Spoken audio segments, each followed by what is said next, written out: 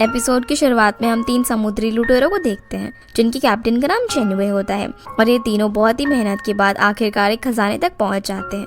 जहां ये तीनों जैसे ही खजाने के पास जाने वाले होते हैं तभी एक मेंढक इनके सामने आ जाता है और उसे उन लोगों को किस करने के लिए कहता है ताकि वो फिर से एक सुंदर राजकुमार बन सके, जिसके बाद ये लोग खजाना ले जा सकते हैं। लेकिन चेन्युए यहाँ पर उसे किस करने का नाटक करती है और उसे लात मारकर खजाना लेकर वहाँ से भागने लग जाती है, पर वो फ्रॉग उन्हें वहाँ पर एक मैजिकल वॉल क्रिएट करके वहाँ से जाने से रोक देता है। इसीलिए अब चेन्यू को जबरदस्ती उस फ्रॉग को किस करनी ही पड़ती है।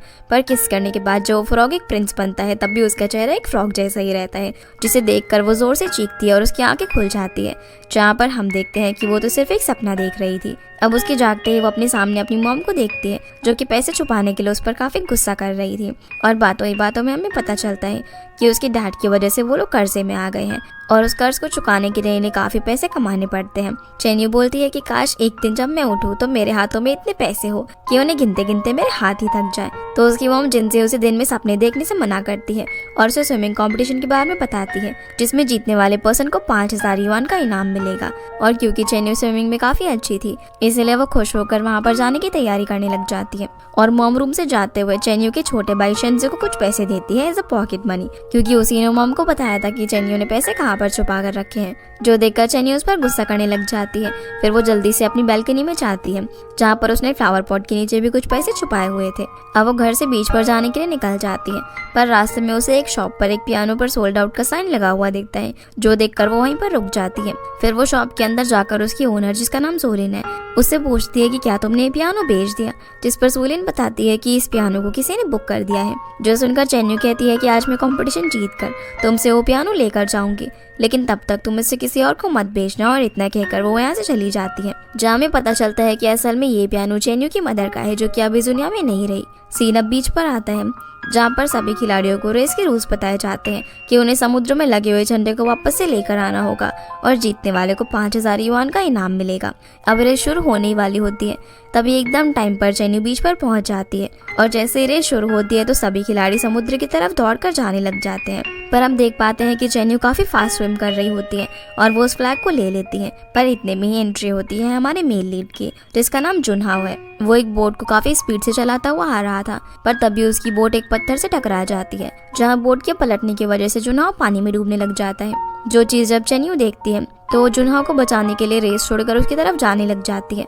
अब वो उसे किसी तरह पानी से तो बाहर लेकर आ जाती है, लेकिन उसकी सांसें नहीं चल रही थी, इसलिए वो उसे सीपीआर देती है और जुनहाओ को होश आ जाता है। पर होश में आते ही वो बोलने लगता है कि मेरे मुंह से एक ऐसी स्मेल आ रही है, जिस पर चेन्यू बोलती है कि मुझे थैंक यू बोलने की जगह तुम मुझसे ऐसी बातें कर रहे हो, और कहती है कि पता नहीं क्यों ही मैंने तुम्हें बचाया और तुम्हारी वजह से मैंने अपनी पहली किस भी खो दी। जिस पर जुनहाओ बोलता है कि किस और सीपीआर दोनों अलग अलग चीजें होती हैं। अब जैसे ही वो खड़ा होता है तो चेन्यू देखती है कि वो तो काफी लंबा है, इसलिए वो भी उसकी हाइट मैच करने के लिए एकदम सीधी खड़ी हो जाती है और उसे इस सबका कंपनसेशन मांगने लग जाती है, जहाँ वो उसे 5000 युआन उसकी रेस के, 1000 युआन सीपीआर देने के और 1000 युआन अपनी पहली किस के चार्जेस बताती है। तो वो उसे टोटल 8000 युआन पे करने के लिए बोलती है, लेकिन जुनहाओ के पास पैसे नहीं थे और उसका फोन भी खराब हो चुका था, इसीलिए अब चेन्यू उसे अपने साथ लेकर जाती है, जहाँ पर वो उसे कुछ कपड़े पहनने के लिए देती है और अपने फोन से एक फोन भी करने के लिए देती है। फिर वो उसकी सारी डिटेल्स एक पेपर पर नोट कर लेती है और साथ ही उसमें कॉस्ट्यूम का 500 युआन भी ऐड कर देती है। फिर वो उसे उसकी बताई हुई जगह पर ड्रॉप करके चली जाती है, जहाँ पर जुनहाओ अपने असिस्टेंट दावे का वेट कर रहा था। पर जब वो आता है तो पहले तो वो जुनहाओ को पहचान ही नहीं पाता क्योंकि वो उसे एक भिखारी लग रहा था, लेकिन जैसे ही वो अपनी हैट हटाता है तो दावे उसे देखकर डर जाता है, जो कि काफी फनी मोमेंट था। इसके बाद हमें सैनविल कंपनी दिखाई जाती है जहाँ पर जुनहाओ अपनी ग्रैंड एंट्री लेता है क्योंकि वो वहाँ का मालिक था। यहाँ पर दावे उसे बताता है कि उसकी मिस्टर तांग के साथ आज एक मीटिंग है और उसे एक डायरेक्टर मीटिंग भी अटेंड करनी है। फिर अपने कैबिन में जाने से पहले वो एक एम्प्लॉय की डिटेल्स को काफी ध्यान से देखने लग जाता है जिसका नाम यूनी है, और ये कौन है हमें आगे पता चलेगा। अब यहाँ पर जुनहाओ काफी गुस्से में डायरेक्टर लियू को फायर कर देता है और बताता है कि तुमने जो रिपोर्ट दी थी उसमें सेफ वाटर जोन में 0.01 किलोमीटर का गैप था। सभी लोग ये बात सुनकर हैरान हो जाते हैं कि जुनहाओ इतनी छोटी सी गलती की वजह से उसे फायर कर रहा है, पर दावे बताता है कि इस छोटी सी गलती की वजह से जुनहाओ का एक्सीडेंट हो गया था जिसकी वजह से उसकी जान जाते जाते बची है। जो सुनकर सभी लोग शॉक हो जाते हैं। फिर जुनहाओ सभी को यहाँ पर बोलता है कि वो लोग अपने काम में 0.01% का भी रिस्क नहीं ले सकते और उसे काम के अंदर एकदम 100% की एक्यूरेसी चाहिए। ये बोलकर वो वहाँ से चला जाता है। अब जब जुनहाओ अपने कैबिन में होता है तो वहाँ पर डायरेक्टर शो से बात करने के लिए आता है, जो कि उसका दोस्त था। तो जुनहाओ उसे ग्वानमई होटल का डिस्प्यूट सॉल्व करने के लिए कहता है, वरना वो कल उसे भी फायर कर देगा। और फिर वो उसे अपने घर पर रात में डिनर पर भी इनवाइट करता है। इसके बाद बोर्ड मीटिंग शुरू होती है, जहाँ पर जुनहाओ ग्वानमई फिशिंग विलेज के 64% रिटर्न रेट के बारे में बताते हुए डेवलपमेंट प्रोजेक्ट 2 हफ्ते पहले से शुरू करने के लिए बोलता है। पर इतने में ही चेन्युओ इसे अपने कंपनसेशन के लिए फोन करती है, लेकिन उस फोन को दावे उठाता है, जो कि उसे रॉन्ग नंबर कहकर कॉल कट कर देता है। जो चीज देखकर चेन्यू काफी गुस्सा हो जाती है, क्योंकि उसे लग रहा था कि उसके साथ धोखा हुआ है। सीन अब मिस्टर तांग पर आता है, जो कि अपने होटल को बचाने के लिए जुनहाओ से बात करने के लिए आए हुए थे, पर उन्हें ऑलरेडी अपने कर्जा चुकाने के लिए 3 महीने का टाइम दिया था और इसके बाद 1 मंथ और दिया गया था, जिसके खत्म होने से पहले ही बिल्डिंग डिमोलिश करने का नोटिस भेज दिया जाता है। जिस चीज से वो काफी ज्यादा परेशान थे और वो बाहर निकलकर जुनहाओ को ढूंढते हुए अपनी गर्दन पर एक कांच की बोतल रख लेते हैं और देखते ही देखते वहाँ पर काफी बड़ी भीड़ जमा हो जाती है। दूसरी तरफ मिस्टर तांग के होटल के एम्प्लॉइज चेन्यू को फोन करके बताते हैं कि उनका होटल डिमोलिश होने वाला है, जो सुनकर चेन्यू मिस्टर तांग से मिलने के लिए फटाफट से सैनवल कंपनी जाने के लिए निकल जाती है। इसी बीच जब जुनहाओ को पता चलता है कि मिस्टर तांग उसके कैबिन के बाहर आत्महत्या करने वाले हैं, इसीलिए वो मीटिंग को ब्रेक देकर बाहर आता है, जहाँ पर वो पहले तो मिस्टर तांग को समझाने की कोशिश करता है, लेकिन जब वो उसकी बात नहीं मानते तो वो उनसे कहता है कि ठीक है, अगर आपको मरना ही है तो मर जाओ, पर आपने जहाँ पर कांच को रखा हुआ है उससे आप मरोगे नहीं, बल्कि एक जिंदा लाश बनकर रह जाओगे और दर्द में तड़पते रहोगे। जिस पर मिस्टर तांग बोलते हैं कि मुझे इस सबसे कोई फर्क नहीं पड़ता, लेकिन जब सभी लोगों को पता चलेगा कि मैंने तुम्हारी कंपनी के अंदर आत्महत्या की है, तब तुम्हारी कंपनी का बुरा हाल हो जाएगा। जुनहाओ भी यहाँ पर मिस्टर तांग को बातों में उलझाने की कोशिश करने लगता है और वो धीरे धीरे उनके पास आकर उनसे कांच का टुकड़ा ले लेता है और बोलता है कि ये सब करके ना तो वो कभी उसे थ्रेटन कर पाएंगे, ना ही अपने होटल को बचा पाएंगे। फिर सिक्योरिटी मिस्टर तांग को यहाँ से ले जाती है, लेकिन इस बीच जुनहाओ के हाथ में काफी चोट लग गई थी और उसके हाथ से काफी खून भी बह रहा था। इधर ये सब करने के बाद मिस्टर तांग अब शांत हो चुके थे और चेन्यू भी कंपनी के बाहर पहुंच जाती है, पर पहले तो उसे बिल्डिंग के अंदर आने ही नहीं दिया जाता, लेकिन जब वो बताती है कि वो मिस्टर तांग के साथ है तब उसे अंदर जाने दिया जाता है। फिर चेन्यू किसी तरह से मिस्टर तांग को वापस से घर लेकर आने लग जाती है, क्योंकि उन्हें भी अब पता चल गया था कि अब कुछ नहीं हो सकता। इसके बाद हमें मिस्टर तांग के होटल का सीन दिखाया जाता है, जहाँ पर एक अमीर और हैंडसम लड़की की एंट्री होती है, जिसका नाम है ताइचू। अब पहले तो पूरा होटल का स्टाफ उसे काफी इग्नोर करने लग जाता है, पर जब उन्हें पता चलता है कि वो एक कस्टमर है तो सभी लोग काफी खुश हो जाते हैं और उसका अच्छे से वेलकम करते हैं।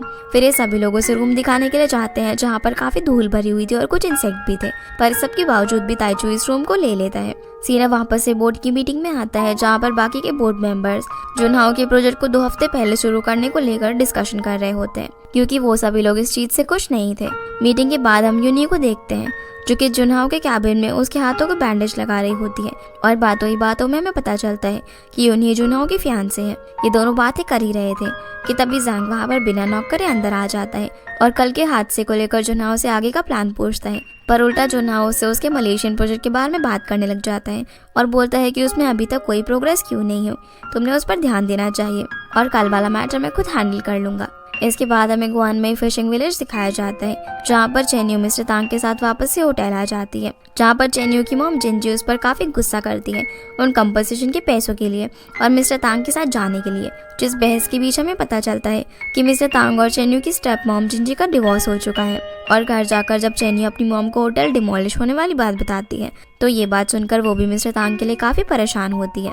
अब अगले दिन जब चेन्यू सोलन की शॉप पर पानी देने के लिए जाती है तो वो देखती है कि उस पियानो को कोई प्ले कर रहा है और वो उस म्यूजिक को सुनने लग जाती है, क्योंकि ये पर्सन बहुत ही अच्छा पियानो प्ले कर रहा था, जो कि और कोई नहीं बल्कि ताइचू था।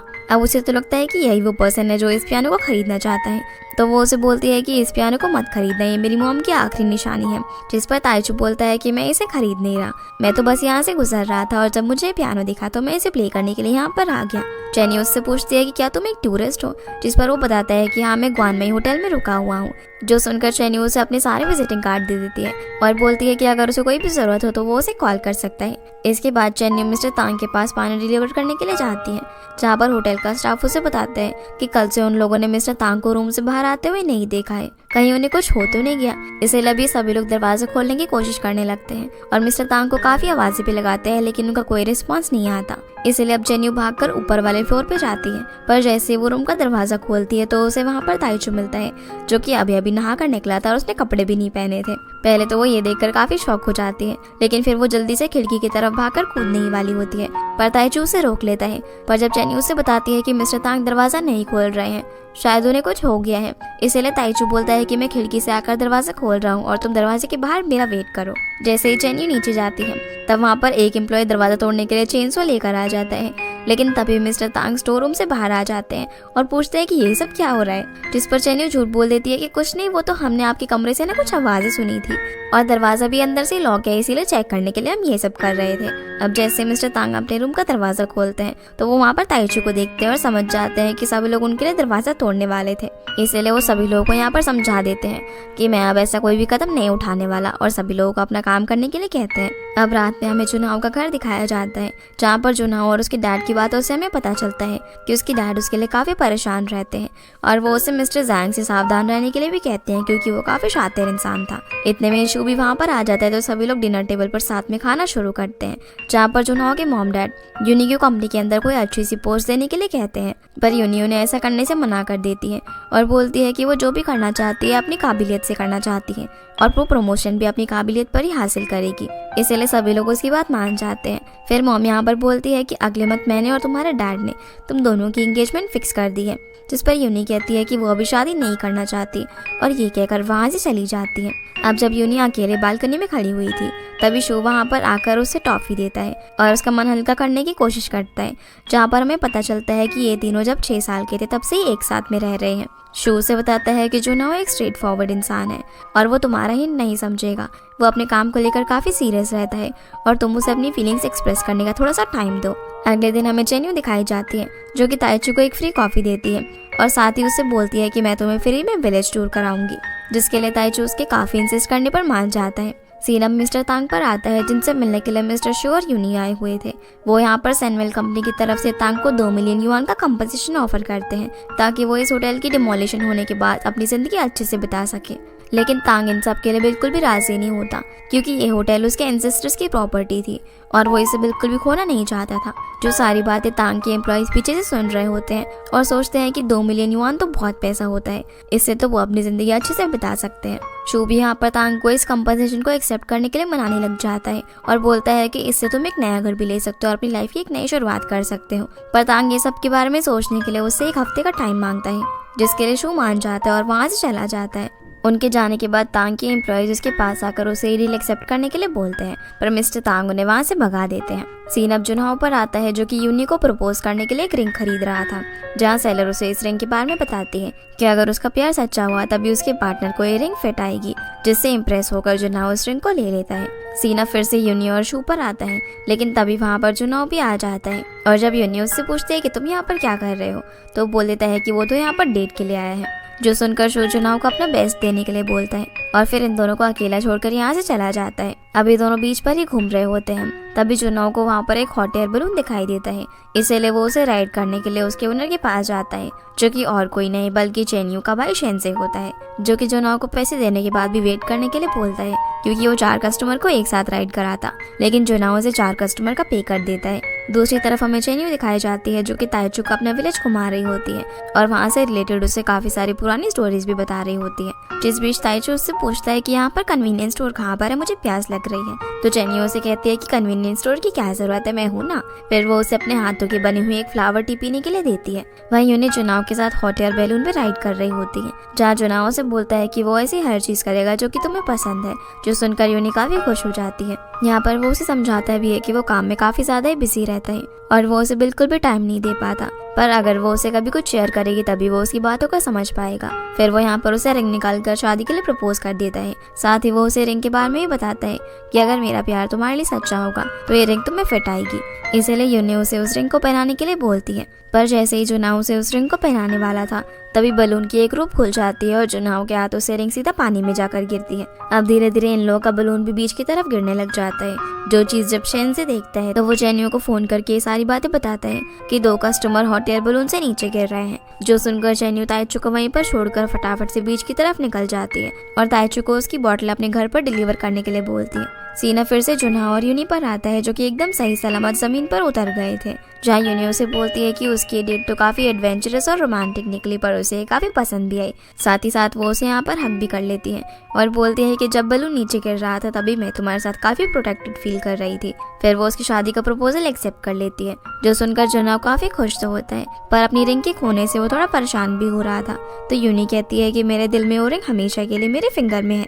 इतने में हम चेन्यू को देखते हैं जो कि बीच पर आ जाती है और उसे वहाँ पर वो रिंग मिल जाती है जो कि जुनहा के हाथ से नीचे गिर गई थी। तो चेन्यू उसे उठाकर अपने हाथों में पहन लेती है और वो उसे एकदम फिट भी आ जाती है। इतने में ही जुनहा को जाते हुए देखकर उसे पकड़ लेती है और अपने कंपनसेशन वाले पैसे वापस मांगने लग जाती है। यहाँ पहले तो जुनहा उसे पहचान ही नहीं पाता, लेकिन बाद में उसे याद आता है तो वो बताता है कि वो अपने असिस्टेंट को बताना ही भूल ही गया था उसके बारे में, और कहता है कि वो आज उसे इन्फॉर्म कर देगा तो तुम्हें तुम्हारा कंपनसेशन मिल जाएगा।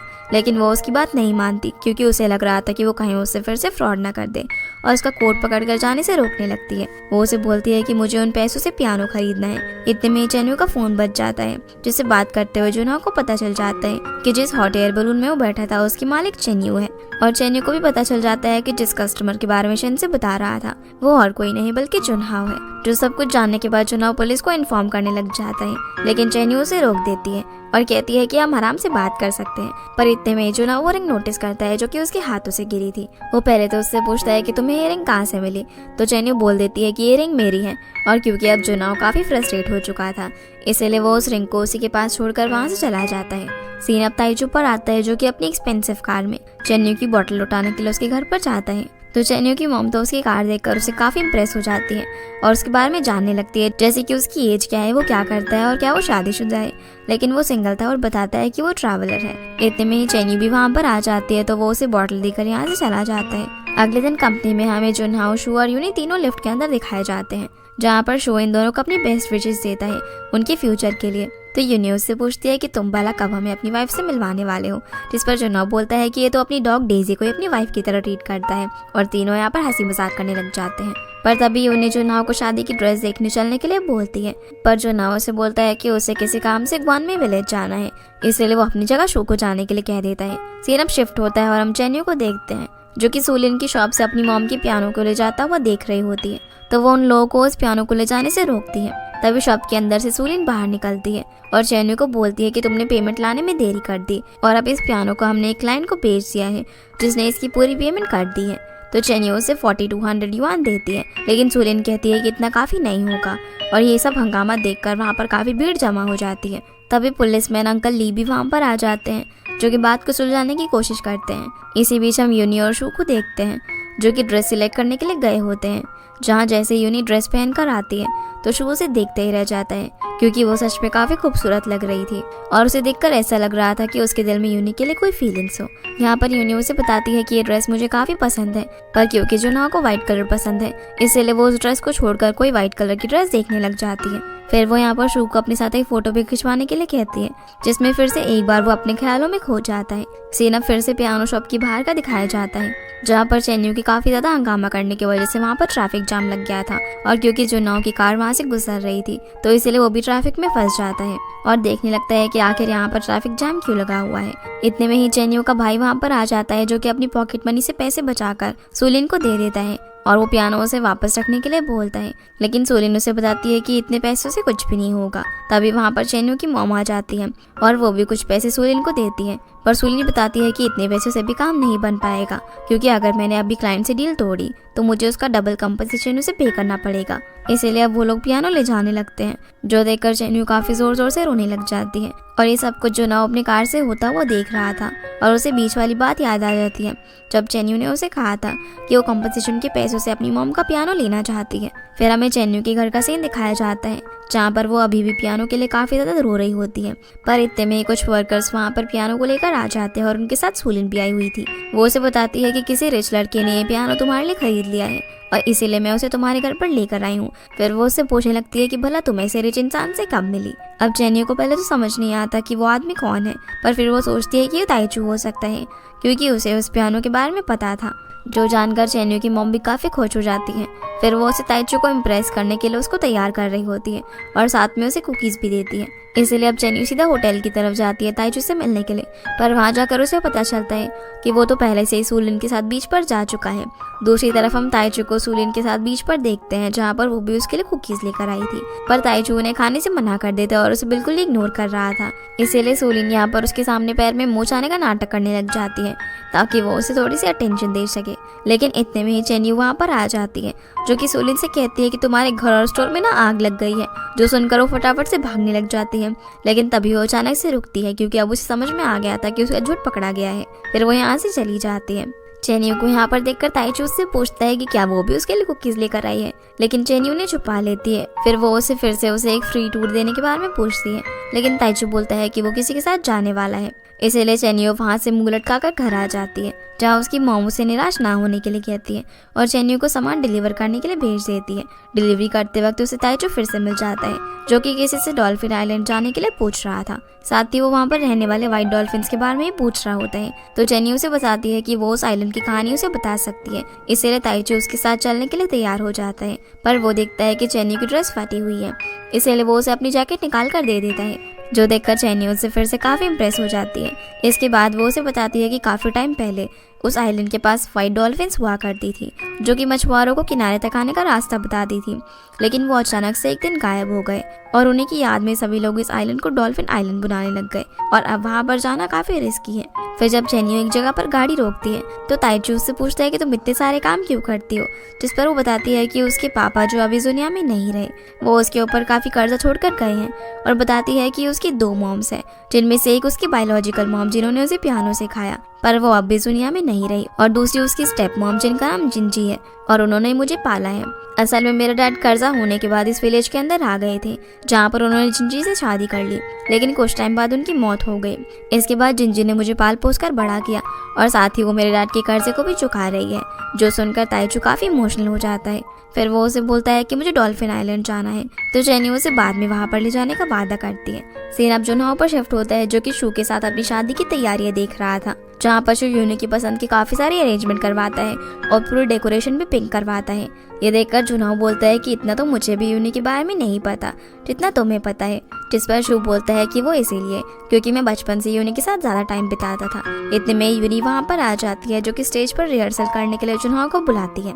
अब इन दोनों को साथ में देखकर शू फ्लैशबैक में चला जाता है, जहाँ में पता चलता है कि जब शू के पेरेंट्स की बचपन में मौत हो गई थी, तब जुनहो के डैड उसे अपने घर पर लेकर आ गए थे, क्योंकि जुनहो और शू के डैड काफ़ी अच्छे दोस्त थे। तभी बाहर इन लोगों को यूनी भी मिल जाती है, जिसकी मॉम उसे वहीं पर छोड़कर चली गई थी। इसीलिए शू जुनहो के डैड से बोलता है कि वो यूनी को भी अपने साथ घर पर लेकर जाना चाहता है, जिसके लिए वो मान जाते हैं। पर जब यूनी की घर पर आंखें खुलती हैं तो उसे अपने सामने जुनहो दिखाई देता है। इसीलिए उसे ऐसा लगता है कि जुनहो उसे अपने घर पर लेकर आया था और शू बाहर से इन दोनों को खेलता हुआ देख रहा था, जो कि यूनी के लिए चॉकलेट लेने के लिए गया हुआ था। इसके बाद सीन जुनहो पर आता है, जो कि एक ट्रैवल ब्लॉगर के बारे में रिसर्च कर रहा था। तब यूनी उसे जल्दी से सोने के लिए कहती है, क्योंकि कल उनकी शादी थी। इसके बाद हम मिस्टर तांग को देखते हैं, जो कि अपने होटल को बचाने में बिल्कुल नाकामयाब साबित हो रहे थे। इसीलिए अगर वो सोचते हैं कि अगर जुनहो गायब हो जाए तो गुआनमई होटल के खिलाफ कोई भी एक्शन नहीं होगा। इसीलिए वो अगले दिन जुनहो की शादी के वेन्यू पर पहुंच जाते हैं, पर क्योंकि उनके पास इनविटेशन नहीं था इसलिए वो अंदर नहीं जा पाते। सीन अब यूनी पर आता है, जो कि अपनी वेडिंग के लिए रेडी हो रही थी।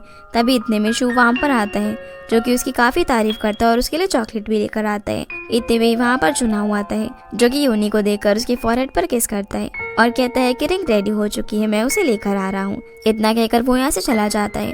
अब जैसे ही जुनहो बाहर आता है तो मिस्टर तांग भी उसे बाहर आते हुए देख लेते हैं और अपनी कार से उसका पीछा करने लग जाते हैं। फिर जुनहो जैसे ही रिंग लेकर वेडिंग वेन्यू की तरफ जा रहा होता है, तभी रास्ते में एक सुनसान एरिया आता है, जहाँ मिस्टर तांग को लगता है यही सही मौका है, और वो जैसे ही उसकी कार को टक्कर मारने वाले होते हैं, तभी सामने से अचानक से एक ट्रक आ जाता है, जिससे बचने के लिए जुनहो अपनी कार की डायरेक्शन चेंज कर लेता है। लेकिन दूसरी तरफ समुद्र था, जिसमें जुनहो की कार गिर जाती है, और ये सब देखकर ट्रक ड्राइवर वहाँ से भाग जाता है। साथ ही साथ मिस्टर तांग ने भी ये चीज़ देख ली थी, पर वो भी चुपचाप यहाँ से चले जाते हैं। इसके बाद हमें मैरिज हॉल का सीन दिखाया जाता है, जहाँ पर सभी लोग जुनहो को ही वेट कर रहे थे, पर काफ़ी देर तक उन्हें कुछ भी समझ नहीं आता। वो लोग उसे कॉल भी करते हैं लेकिन उसका फोन नहीं लग रहा था। फिर वो लोग काफी सारे लोगों को फोन मिलाकर उनसे पूछताछ करते हैं, लेकिन जुनहाव का कोई अता पता भी नहीं था।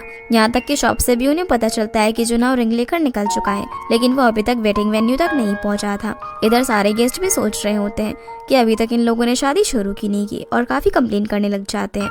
और क्योंकि काफी ज्यादा देर हो रही थी, इसलिए जुनहाव की डैड के कहने पर शू सभी के सामने आता है और उसे माफी मांगते हुए बताता है कि चेयरमैन मिस्टर शेन यानी कि जुनहाव की डैड की तबीयत थोड़ी सी खराब है, इसलिए उन्हें अर्जेंटली हॉस्पिटल ले जाया गया है और शादी कैंसिल हो रही है। जो सुनकर डायरेक्टर ज़ांग उससे पूछता है कि मिस्टर शेन कौन से हॉस्पिटल में गए हैं, मुझे उनसे मिलना है।